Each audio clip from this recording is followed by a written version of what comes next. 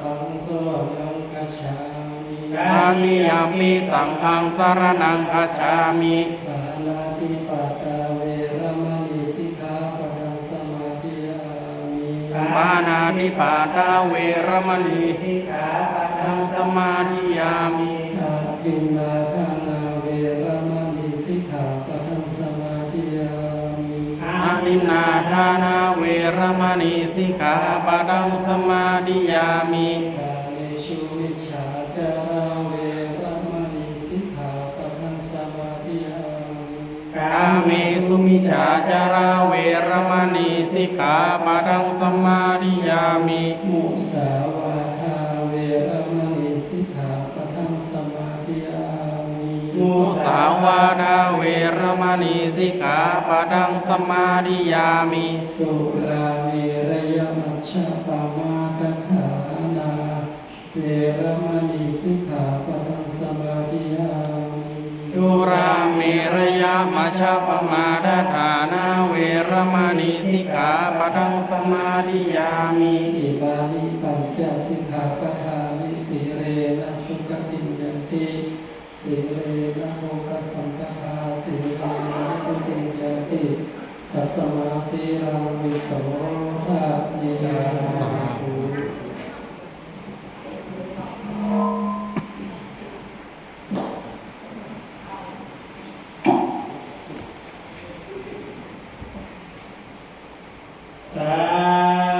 อิตังโนรูปะปุปปาราชตานังปุจจาสัมมาสัมวัตนากัปปิยปันทัตตานังนามาสหปาริวัตนามิปันนปัจจโยทุกขายะตัวเรวจิตตัวเรมโนตัวเรสังกิจจาปามเตนาวาสังกิจจาปามเตนาวากายกรรมเมนาวาวจีกรรมเมนาวามโนกรรมเมนาวาสังกิจจาสังกิจจาโตสังสัพพังโตสัง สวัสดีคุณแสงลาสวัสดีคุณสุเทพและนักข่าวที่เขา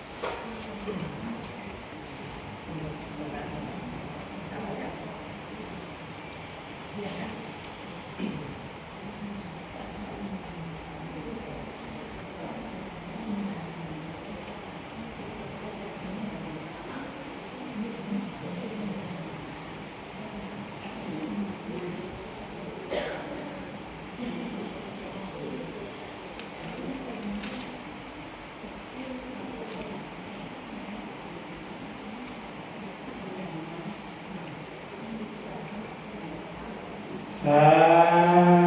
ธุสัมมาตัสสะกาวาเรสุอิตากาสัตถุกานาตุกาปมุตตมังคุนโตฟังลาฟังลาภูเตวะอุเตวะดาเจ้าอนาตายังปีเกวันระยามเตวะอุเตวะดาเจ้าอนาสาวัตวะอารามังสัตวัดจบกินรูปกินนีของตังเสวัตเสวาเตวะอุเตวะดาเจ้าเนื้อสิ่งศักดิ์สิทธิ์ทั้งหลายที่สิ่งศักดิ์สิทธิ์ปกปักรักษายังเทหะสดาบ้านเขากินเอาที่นี้พวกข้าขออัญเชิญมาอนุโมทนาจุตนชูองค์ตามไปร่วมหลวงอากาศนั้นเราขออัญเชิญพระยาอิตายกมาหลักจุหนักน้ำฟ้าทำไมไม่ส่วนตรงจำบุญตรงจำบาปจำน้ำยาไม่ตามพวกข้าขออัญเชิญมาอนุโมทนาทรงชื่นยินดีกับท่านเจ้าร้อนมีส่วนต่อแนมเท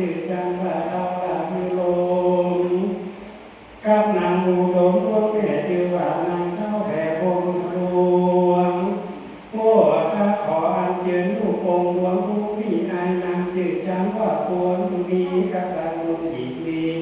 คุณนองราจิวานางแก้วกาหน้าไทยแม่ธรณีผู้ข้าขออัญเชิญพระเปตสักขีหมายเหยียบมันจันจึงแค่เห็นเจ้าสัตตาผู้ข้าทั้งหลายยังสุนหายจับได้ต่อไว้ทันในจีกากาลวันนี้ยังมีแต่ทีวีโยสันนิสิโนวาลาโหทิมูเลมาลังทัสสินามาจิงวิจโยสัมโพธิมากันจิงอนันตายังโนโยโรพุตตโมตัปปนามามิพุทธังสัมปนามามิธัมมังตังปนามามิสัพพังสาธุโอกาสมังคลาอันประเสริฐล้ำเลิศยิ่งกว่าวันและยามทั้งหลายมายังมีวิธีอันพิเศษเหตุว่าเป็นวันพาวาลนาออกพรรษามุนลาสัทธาอุคาทั้งหลายจะขอน้อมไว้ยังพระแก้วเจ้าทั้งสามประการเจ้าขอโอกาสเป็นทางตั้งเข้าจะขอเล่าเข้ามาในอธิกาว่าเมื่อพระสัมมาสัมพุทธเจ้าตนเต็นปิ่นแก้วที่โลกาจารย์ได้ตรัสรู้สัมมาสัมโพธิญาณ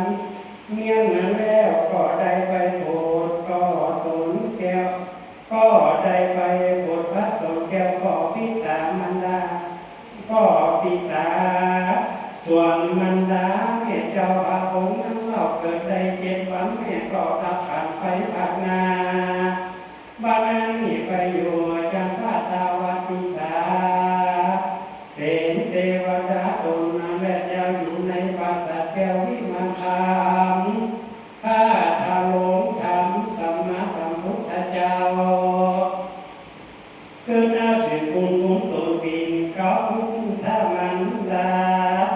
จึงเสด็จจากโลกาโลกไตไปจำวันสาจันทร์ฟ้าตาวาทิสาแล้วเอาถามจึงว่าอภิธรรม7 คำพีมาเทศนาดังมีคาถาปะตงว่ากุศลธรรมะอกุศลธรรมะพยาคาถาธรรมะเอาว่าพระพุทธตนยุนโยก็เอาธรรมมีผลมันตาเอาธรรมมีผลมันตาเจ้าแต่ละต่อเข้าออกพรรษาจะอันนาว่ามาเป็นเพียงแก่นแห่งคำว่าเป็นวันดีพิธีอันพิเศษเหตุว่าพระพุทธเจ้าเสด็จจากตาวติสามาสู่โลกานุไตในที่เวียนใหญ่สักการะนาคราเหตุนั้นสัทธาบุคคาตั้งไหลมีใจไผ่ทุ่มเจยบาปาการตามเขานำวัตถุปัปปัจจัยหาสาศีลใส่โลกาโตปัมมาภาวนาวันนี้วันออกพรรษามาหลอกสัตตาเอาทั้งหลายก็บรักต่อประเพณีเตียนเกี่ยมขึ้นสี5 ข้าวก็ปากันตกแต่งงานดาทานนำมายังวัดผู้ป่าราชาลงดอกข้าวตอกดอกไม้ลอยลำเตียวโพจะนิจาปาริโพจะนิยาหลายสิ่งมากนานาบารมีหมายมีศรัทธาครอบครัวในมุติสิใจนะบริจาค100 บาทครอบครัวในสวัสดิ์คุณสู่ปาฏิพันธ์ละอีกขอ300 บาทครอบครัวแม่คงไว้แก้วคำปา300 บาทหมวด7 300 บาทหมวด8 200 บาทหมวด9 200 บาทหมวด10 300 บาทหมวด11 300 บาทหมวด12 300 บาทแม่สมจิตต้องหา300 บาทแม่ท้องเกี่ยววง200 บาทรวมเลยพี่น้องศรัทธาทุกผู้ทุกคนขอพระเจ้าทั้ง3 ประการนี้พระพุทธเจ้าเป็นเก้าเป็นประธานจุงพัตตาอนุโมทนาปฏิฆาเอายังวัตถุการทั้งหลายน้อมบุญนี้แล้วจุงเตอุปากรรมอุปากรรมทุอุปามิสัยเป็นปัจจัยแก่จัน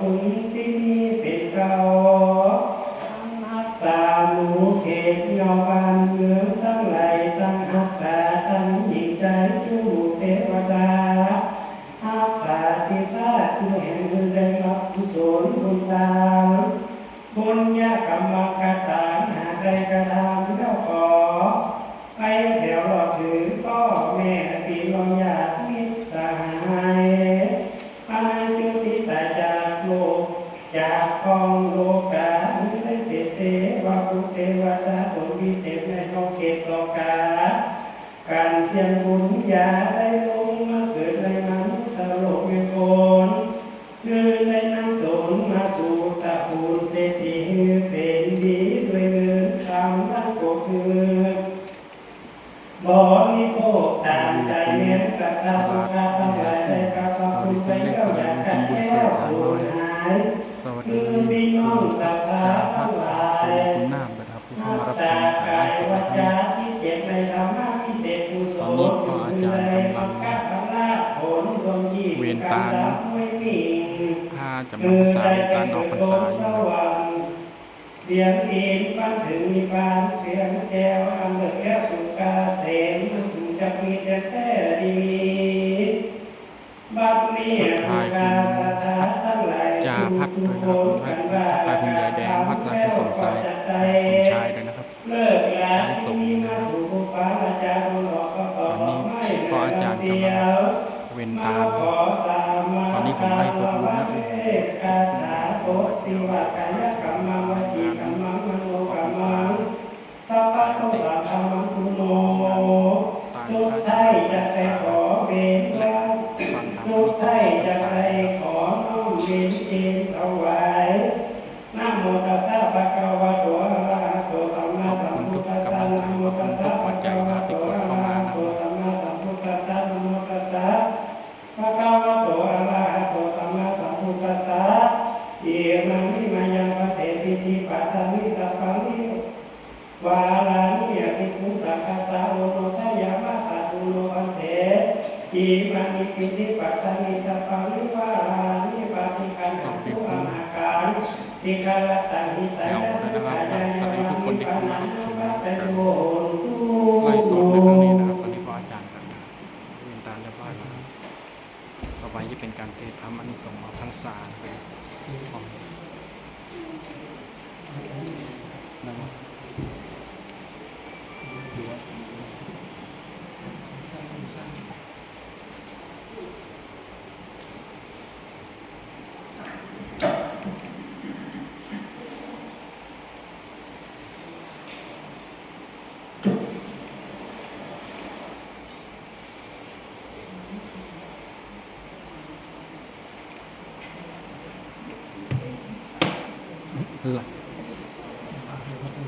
หลัน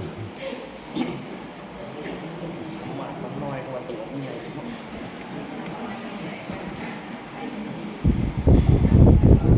สาธุโมมาจาโลกาธิปติสหปฏิกัตัญชลีรันทิวารัญญาจตาสัมมิทาสตาภะราสตาสัมมิกาเตเจตุมานุกัมมิมังปัจจานาลาธนังกาโลมา นะโมตัสสะภะคะวะโตอะระหะโตสัมมาสัมพุทธัสสะนะโมตัสสะภะคะวะโตอะระหะโตสัมมาสัมพุทธัสสะนะโมตัสสะภะคะวะโตอะระหะโตสัมมาสัมพุทธัสสะ ธัมมะปิติสุขังสิทิวิปัสสันเนนะเจตสาอริยปะเวทิเตธัมเมสัตตารมติปันติโตติสัตตโหดุราสะปุริสัตทั้งหลายอันเอากันมาคงไว้กระทำบุญเอาเป็นตีจุนูนเพื่อถึงสู่พ้นจากทุกข์ในสงสารเพื่อสู่สำราญในจากนี้และจากหน้าจงอดทาดาฟังยังอารัมมาเทศนาอันนี้ดังจากกล่าวที่กีตนาไปนานที่เดินอาจจะในวันนี้ก็หากเป็นวันดี ก็เป็นวันวิเศษเอว่าเป็นวันออกราศีหาคำว่าเป็นวันออกภาษามหาภาวนาแห่งเจ้าภิกขุสังฆะทั้งหลายตามดังพระมุนีนายพระพุทธเจ้าอนุญาตเราเทศนาให้อาทิตาปังก่อนเพื่อก่อมือยนต์ดังบุญท่านทั้งหลายใหญ่น้อยบ่อนับน้อยนำนาได้มาคือการรักษา ศีลเมตตาภาวนาในอาลัมขวงแก้วจำมาลาแล้วยังกิเลสบ่เมื่อใดที่แปดตนเมื่อเป็นบุญนาสืบกว้างนำมาเข้าสู่ตาตั้งนี้ละปัญจแดนาดุลาสัพพุริสัตทั้งหลายมีใจใหม่เข้าสู่ในห้องผู้อานามด้วยใจมั่นจึงสู่มานั่งอยู่ทัดกายวาจาและใจแห่งตนบ่เมื่อใดที่แปดด้วยมาละมนดินเมื่อตั้งอยู่ในสุจริตธรรมอันจอประกอบด้วยกุศลจะเป็นพระอานิสงส์แก่ตนตัวในปัจจุบันชาตินี้และอนาคตชาติไปนาตามมาดังพระกล่าวที่เทศนาว่าประโยชน์นาตังคำพันเป็นสองวิปากคือประโยชน์นาตังอันเป็นโลกิยาคือว่าเวียนว่ายตายเกิดอยู่ในวัฏสงสารอันหนึ่งกาคือประโยชน์นาตังคำอันเป็นไปด้วยกุศลเพื่อข้ามาพ้นจากวัฏสงสารเมื่อถึงเวียงนิพพานเป็นปีแล้วได้ชื่อว่าพอลงคงค้างอยู่ในโลกทั้งสองเพื่อนั่นแหละนาพระหูจันนาสัทธาหลวงลายได้คงควายแต่งน้อมนำมายังวัดรู้ใจญาตานมาฟังเทศนารักษาศีลห้าศีลแปดกำหนดแปดไว้กับตนในพิธีวันแปดคำจุตจาตุทา44คำปัญญาละ45คำทำบุญปังแบบเป็นลำดับมาหากได้เจอว่าปั๊มปิ้งของบุญอันใหญ่คือจักคือเป็นนาปัจจัยได้สุงสุขตั้งในโลกนี้และปาละโลกไปนาและเป็นปฏิภาณเมื่อถึงเวียงนิพพานเมืองแก้วอันนาเป็นตีเลี้ยวสุขเกษมใจอันหนึ่งการเงินด้านรักษาศีลเมตตาภาวนาและได้มาฟังธรรมเทศนาตามากาลเวลาเป็นวางอาเตียนยอมมีพระอานิสงส์อันใหญ่แม่นอินตาภมพูดหนักน้ำปาทำไมไอส่วนเทวบุตรเทวดาขออานุโมทนาจงชื่นและยินดีในกองกาลกุศลและนาตั้งนาได้กระทำไว้นี้ดังบาลีกล่าวที่เทศนาในอาณาคตาสุวาปัญญาอินทาคนกินสองสวรรค์จันฟ้าได้ไว้นาสามาตานรักษาศีลในวันอุโบสถยามนั้นเท้าจะโลกมหาลาภก็หาเอาอาญาแห่งคุณอินทาเทวลาเท้าจิตในเทวาอามาตเสนาเฮือเล็งลงมาพอลุงไตตามเจงไตและบนเหนือในคงจงพูดตามปันหอกขอบมีโคมสาวแวงอาหาเอวทำหายังปูอาลาปูปฏิบัติยังพิตามาดาภูบาอาจารย์อุปถาทักษายังผู้เฒ่าผู้แก่ในกระบุญแห่งตนและได้รักษาศีลเถือเอาแก้วเจ้าทั้งสามประการได้บูชาโดยเขาดอกให้ขันธ์ห้าเขาหอมได้ฟังธรรมเทศนาได้กวดเดียวของแก้วอารามได้กวดเพียววิหารและเจดีย์กวดได้หัวได้หันผู้คนอันใดกระทำบุญคือดานรักษาศีลและปฏิบัติดีต่อพ่อแม่ครูบาอาจารย์แล้วก็จริงนำเอาข่าวสารตั้งมวลผู้งานนี้ไปกล่าวที่แก่เทวดาตั้งหลายนานาและนาอันพระสงฆ์จุมนุมกันในโรงธรรมสภาผู้เทวดามนมากได้ผู้ว่าคนผู้ใดได้ปั๊มเป็นดังบุญน้อยมากเทวดาก็ได้โตโสมนัสในใจว่าตีพากายจะอนตาลายส่วนหายส่วนอาสูรกายจะปาริปุณาเตมางามกว่าอันนาเมื่อยามเทวดาตั้งหลายในหูข่าวสารมาบอกว่าในเมืองมนุษย์สัจจะเจ้าจงภูมิใจหูตุคุณนาได้เรื่องรักษายังสีนาเมตตาภาวนาเทวดาตั้งหลายหมู่ขอเอากันจึงสู่จมบันวัดที่ปากายาจากวาริปุณาเดมาดังพระจันทร์วันนาเป็น15คำปุณาปานาสุรกายตั้งหลายก็จะคนตั้งหลายก็เสพสลอวานก็มีแลนาบุคลาผู้ใด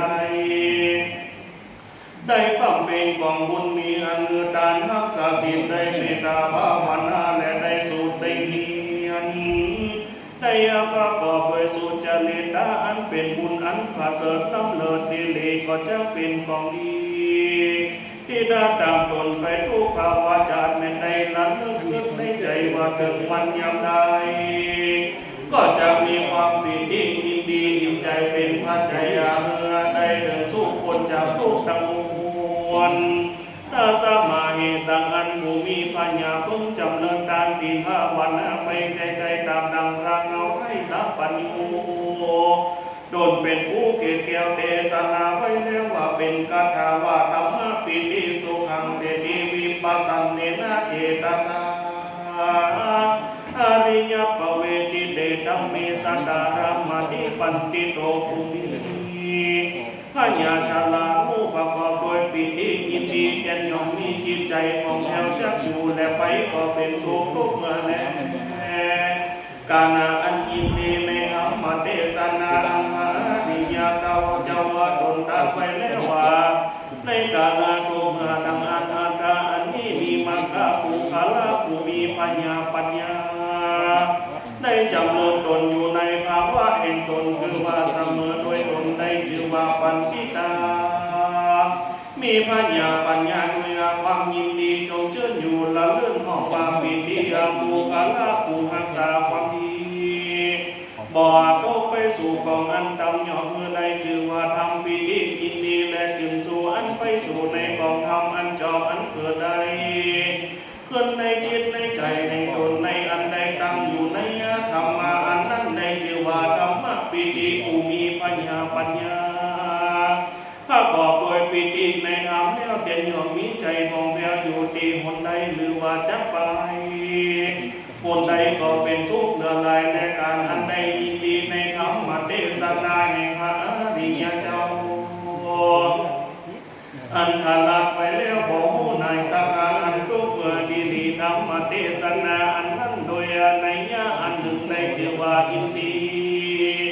เหตุว่าเป็นใหญ่ห้าประการคือสัตติอินทรีย์ความมายังเจือวิริยะอินทรี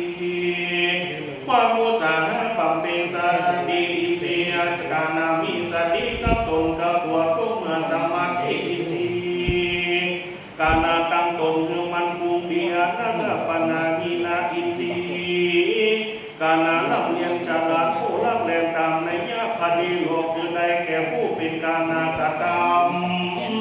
ให้อาณาใส่ส่วนหรือเป็นปก้าแม่ก้าวานิจกาก้าพายา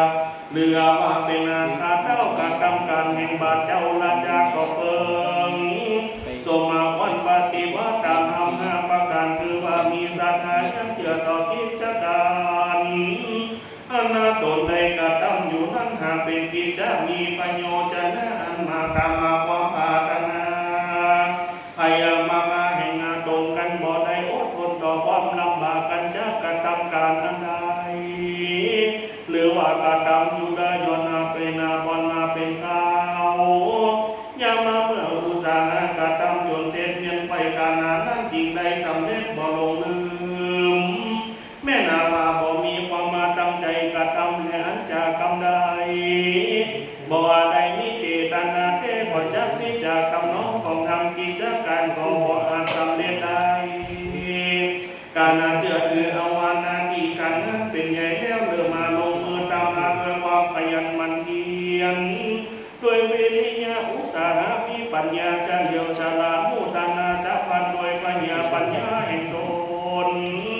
เอาสมาธิผู้ดันการงานด้วยปัญญาแห่งตนถ้าสมาเหตุดังนั้นสัตติอินทรี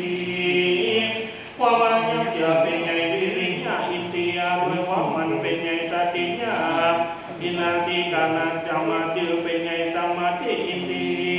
ย์กานาตั้งมันเป็นใหญ่ปัญญาอินทรีย์การผู้ด้วยปัญญาเป็นนายใหญ่อาศัยเป็นปัจจัยสืบกันต่อมาผู้ประมาทดังเงินนั้นเป็นที่อยู่อาศัยมีปัจจัยอาศัยเศร้าและคือแปรเข้ามารวมกันอาศัยซึ่งกันไปมาสัตว์รูจนาสาขาน้อยใหญ่ตั้งหลายอาณาหูไฟสุขสามประการจงมีปัญญาญาณที่ต่อพิจารณาในกิจการแห่งตนจะละเป็นพันละผลเป็นที่แล้วจงมีความเชื่อในกิจการอันตนได้กระทำโดยความมาอดท มาจือกรรมอันนาตนกาวามีแต่กิจอันตนกระทำแต่เป็นสัจจังตังสติเป็นอาลัมปัญหาอันหนึ่ง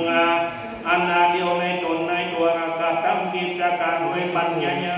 ณเข้าใจในการงานอันนั้นก็จะปัญญาดวนสำเร็จอันนี้ได้ชื่อว่าเป็นไปตามคติโลกแห่งธรรม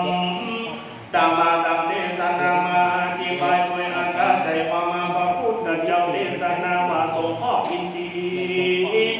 ต่างหากที่ไว้ในโพธิปักขิยธรรมอนาคามไฟแห่งปัญญาปัญญาปาลีกถาปัจฉิมาพิกเวอินทรียนิวะพิกเวดุลาภิกขุทั้งหลายผู้มีความเชื่อต่อปัญญา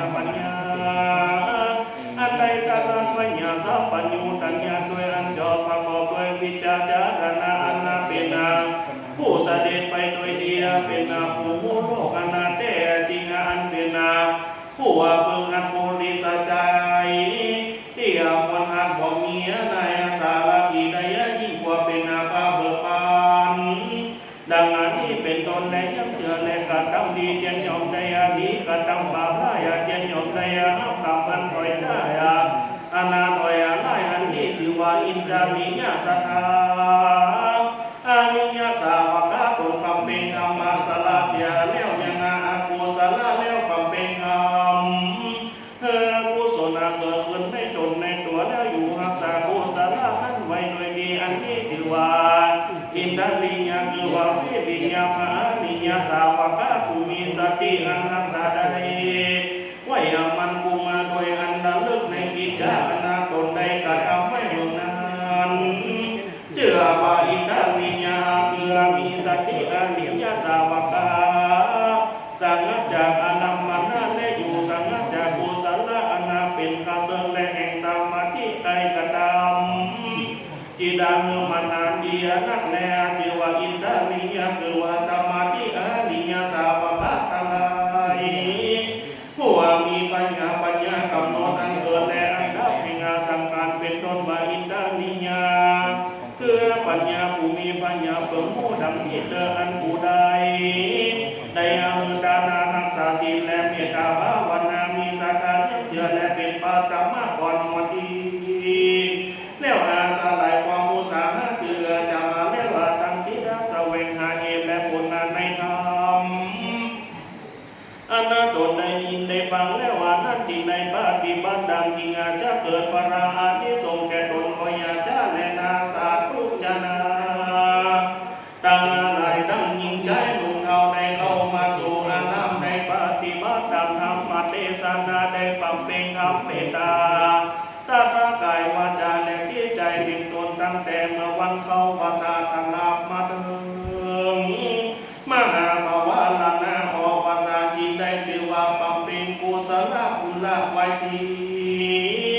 มีอานิสงส์อันความฟังมักนักบ่อยาจะแลนาอาจจะในวันนี้ก็หากเป็นวันดีสลีสุภมังกาลันประเสริฐล้ำเลิศยิ่งกว่าวันและยามทั้งหลายอันเป็นวันอันนาตนานายนำมัวนำสัตว์เข้าสู่นิรปานเป็นวันมหาภาวะลานาอันที่ผู้สามานเนในอยู่เปลี่ยนจำภาษาพกไป3 เดือนปริปุณาตั้งตนก็ได้ภาวะลานาจะต่อกันในอันเก่าโอวาทเกินขันจะปฏิบัติตามวินัยของแห่งพระพุทธเจ้าศรัทธาเรายิ่งใจมีใจหมายในธรรมตนเอานาได้เอาตนสนำจำมาแล้วในของแก้วเจ้าทั้ง3 ประการจงเป็นใจบ้านจงเจือนอยู่ละเดินหากายวาจาใจเนื้อได้อยู่ในโอวาทแห่งพระพุทธเจ้าหากเทศนาไว้แล้วละกรรมบาปใดใบหุบหน้าดำแล้วมากระทำตนเจ้ามันประกอบแต่ตั้งดีเอาตนนี้ไกลจากยังกรรมอันวิปลาสพอดีจะนำวิถีที่ใจแห่งตนได้เกิดเมืองบนจันทร์ฟ้าสวรรค์แหล่งลาวิมานอันเป็นสถานอันประเสริฐสุขล้ำเลิศดังนาคือว่าเวียงนิพพานนั้นเป็นที่แล้วเป็นเมืองแก้วสุขเกษมใจพยาจาและนาอรหังสัมมาสัมพุทโธโอต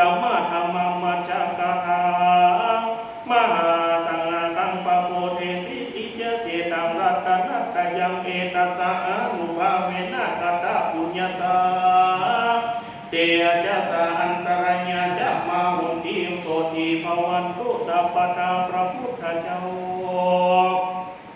เป็นเก้าเงาอรหันตาได้ตลาดผู้ว่าทำโดยอันอุตตมะเลิศแล้วมีใจของแผ่วคุณนาแก่ฝูงสัตว์ตาน้อยใหญ่มี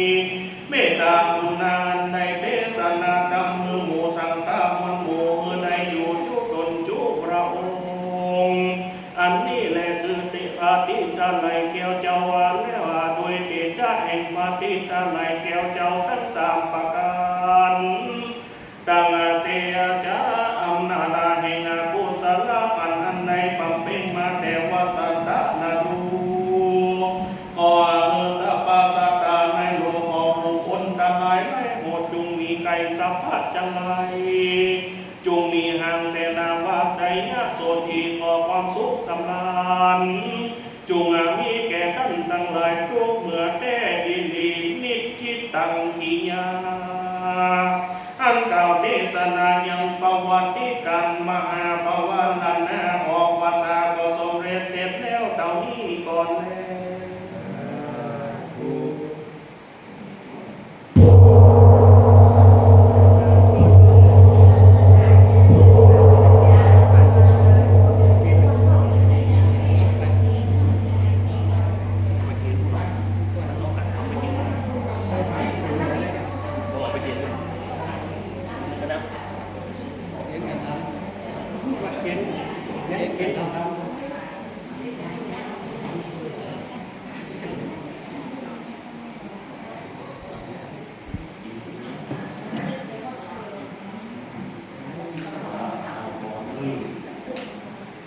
ยะถาวริวาหาปุราปริปุเรนติสาคารังเอวะเมวะอิโตทินังเปตานังอุปกัปปติอิชิตังปฏิตันตุหังคิปะเมวะสมิจันตุสัพเพปุเรนตุสังกปาจันโทปรณโสยะถามณิโชติระโสยะถาสัพพิติโยวิวัชชันตุสัพพะโลกโภวินัสสันตุมาเตภวัตวันตรายโยสุขีริกายโยภวะอภิวาทนาสิริสนิจังมุทาปัจจายโนจตารโรธรรมาวันติอายุวันโนสุขังพรังนิพพานังปรมังสุขัง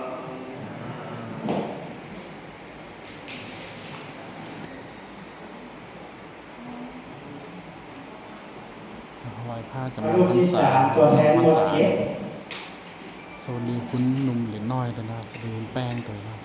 สวัสดีคุณยายสวยด้วยนะที่มารับชมกันไล่ข้างในตอนนี้ครับเป็นพิธีถวายผ้าจำนำพร รู ร ป ษา ที่สี่ตัวแทนหมดสิบครับ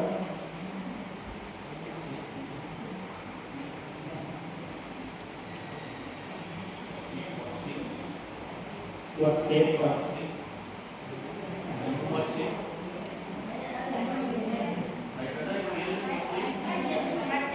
ตัวแทนหมด11ครับ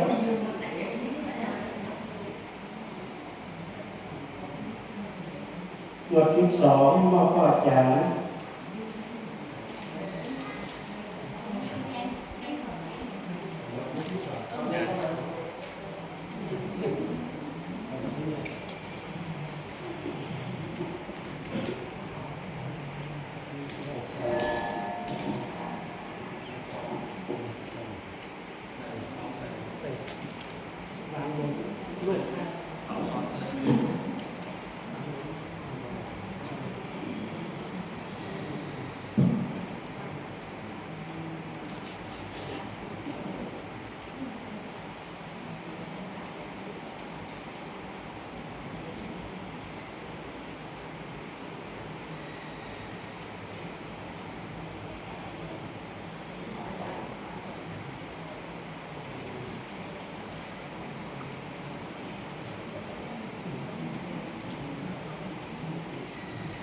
ถวายปัจจัยชิ้นแรกเอาทุกขอได้เชิญคุณวินั้นทุกหน่วยงาน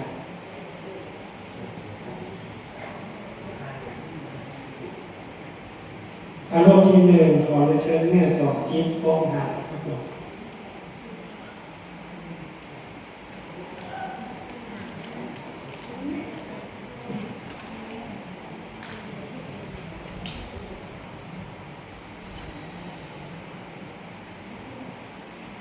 รูปที่สองขอเชิญตัวแทนหมวดแปดครับผม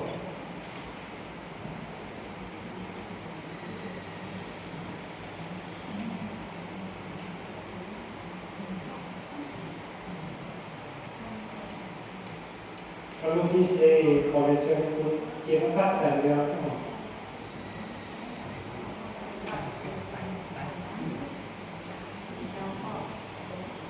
ขอเชิญตัวแทนหมวดเก้าครับผม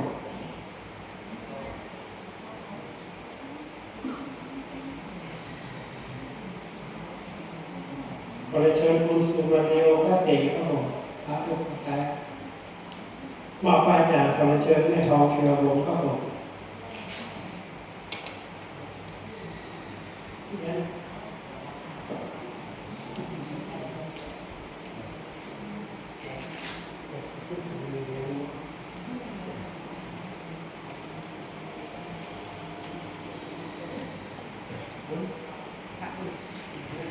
เล็กนักแจกตู้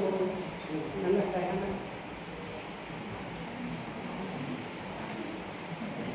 ก็อาจารย์ไปค่ะอ๋อ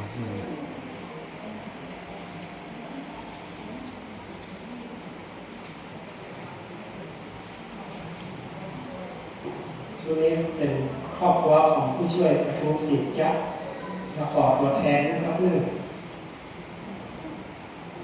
แต่ก็พูดถึงพ่ออาจารย์นะครับ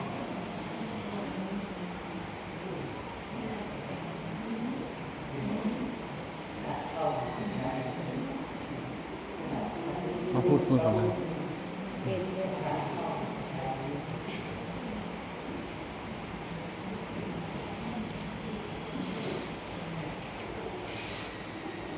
ถ่ายก็สวยนกเลยนะครับนกเลย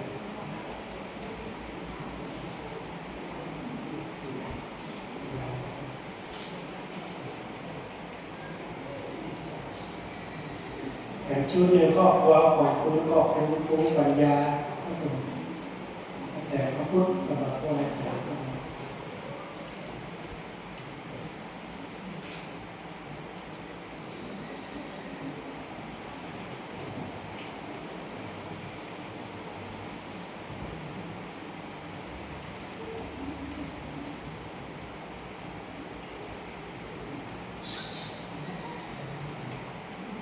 เรียนรู้ครับ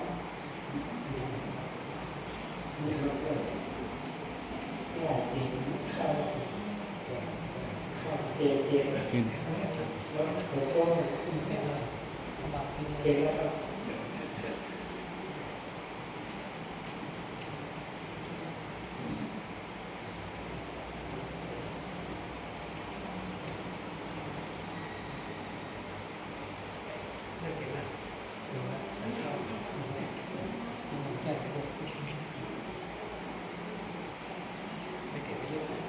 ย้อนแก้ว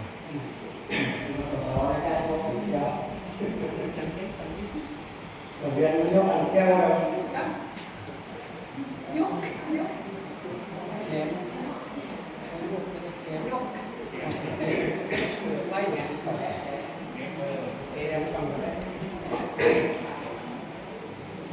โยสันนิสิโนรัพโพธิโมเรมาราสะเสนามาติวิตโยสะโอทิมาคันจิอนัสสะยโนโยโลพุตตโมตัปปนามามิพุทธังตัปปนามามิธัมมังตัปปนามามิสังฆังโยอาจโยโนภันติอาจารมายะตาภเวยะตามุระหิยะตาพุทธเวมยังพุทธธัมมสังฆสังฆเตสุติสุรตันเนสุมาทิเทวสุปัญจุปันเนวาวิวะลาโหมะกายนาวาวาจานาวามานัสสวัตตมัทธมังคาวามะคาลิมาเตมะยามัจจายามัจจายโตติสวยะธรรมังปฏิฆาโลมังเดสันโนอัจจายามัจจายันโตปฏิฆานังกุอาจตุนายาติสัมวรายะสัพพะตุสานาปะมาเตนะขมันตุโนเห็นว่าเว้นเอา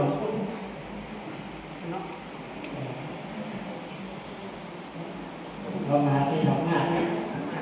แต่ทำหาจนในกัน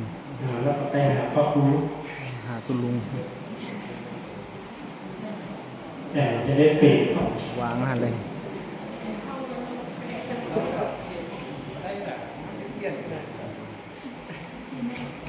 ครับก่อนเลย ยะถาวาริวาหาภูราภาริภูเรนติสาคารังเอวะเมวะอิโตตินังเปตานังอุปกปปติอิชิตังปฏิตังตุมหังคิปะเมวะสมิจฉตุสัพเพภูเรนตุสังกปาจันโทปนะระโสยะถามณิโชติระโสยะถาติโยเรวะตันโตสัพพะโลโควินัสตุมาเตภวันตรายโยสุขิติกายุโกภวะอภิวาทนาสิริสนิจังวุฒาปัจจายโนจัตตารโอธรรมาวัฏันติอายุวันโนสุขังภาลังอายุโภภะโภหิโรวันนะโภปฏิภาณโภสุขสัทธาตาเมธาสุขังโสอธิคัสสติอายุขัตตวาภะคะนังสุขังจะปฏิภาณโททีฆะยัสสวะโหติยะขยันตุปปัจจติติภวตุสัพพมังคารังรักขันตุสัพพเทวตาสัพพพุทธานุภาเวนัสสตาโส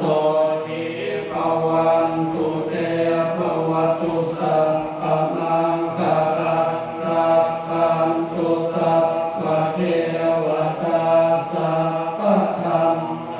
นุภาเวนัสสตาโส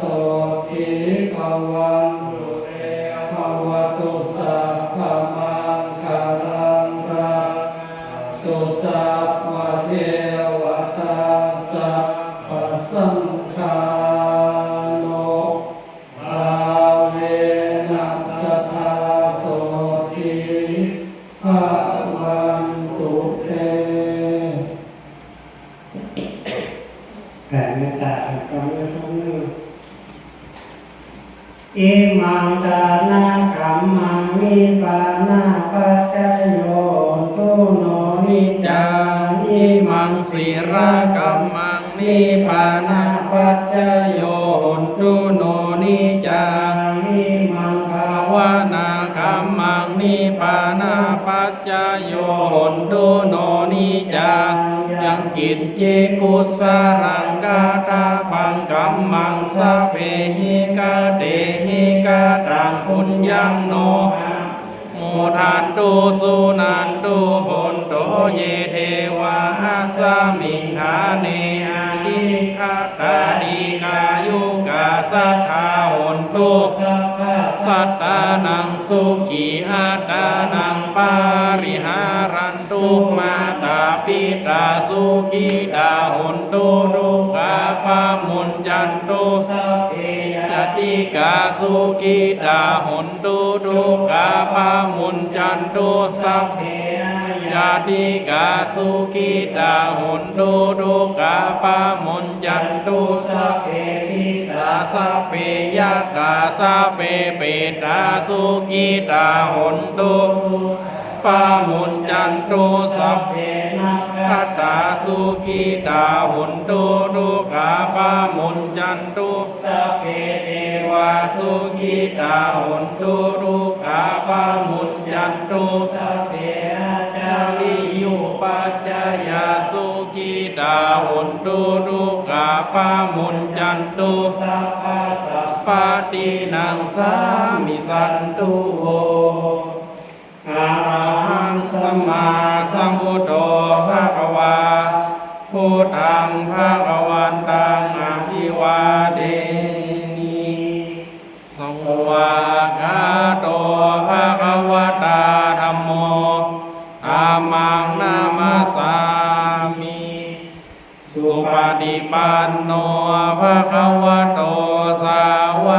สังโฆสังฆังนามามิ อะไรก็เหมือนเดิมนะครับเรื่องมาปฏิบัติธรรมฟังธรรมนักเรียนออกภาษา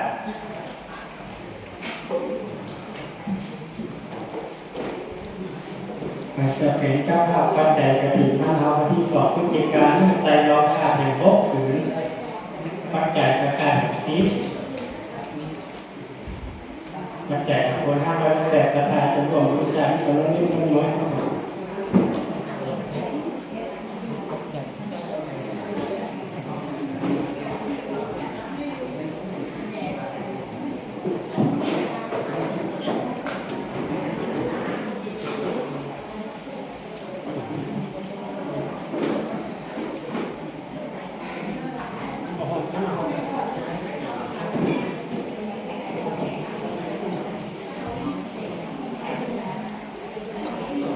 ตอนนี้พิธีทางศาสนาเรียบร้อยแล้วครับ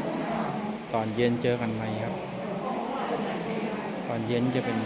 การฟังเทศน์ธรรมตอนนี้ผมขอยุติการไล่สดให้ตอนนี้ก่อนนะครับเพราะว่าตอนนี้พิธีทางศาสนาเรียบร้อยแล้วเจอกันในเที่ยตอนเย็นครับสวัสดีครับ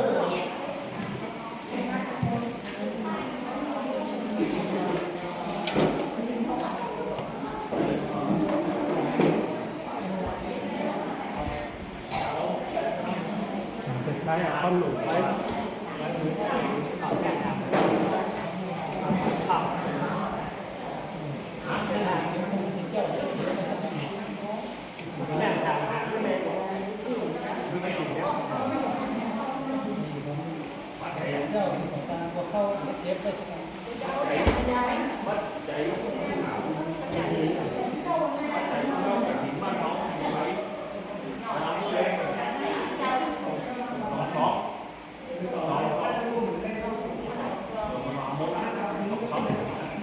เอาไว้ก่อนแล้วสตังค์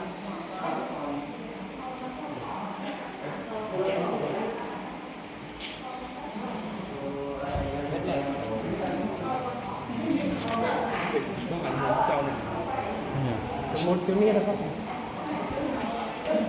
สมุดมาไว้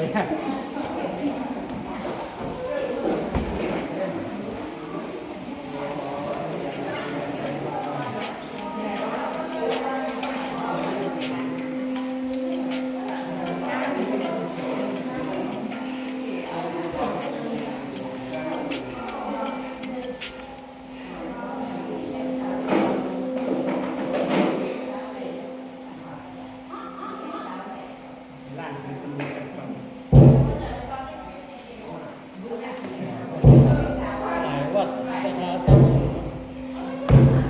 ว่าพระอาจารย์หมายวัดสนาทรัพย์สุขไม่ต้องวัดกินตุ้ยคู่ปวดโมหัวเลยหลายอย่างเก่งอย่างหยิบเข้ามันถาม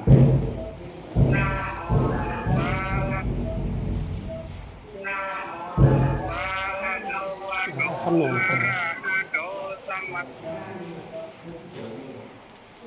คุณขนมมาสู้ไปปื้นเสียงนี่ก็ได้เลยครับมาสู้ไปปื้นข้างบ่หัวอย่างนี้ท่านบ่ลำว่า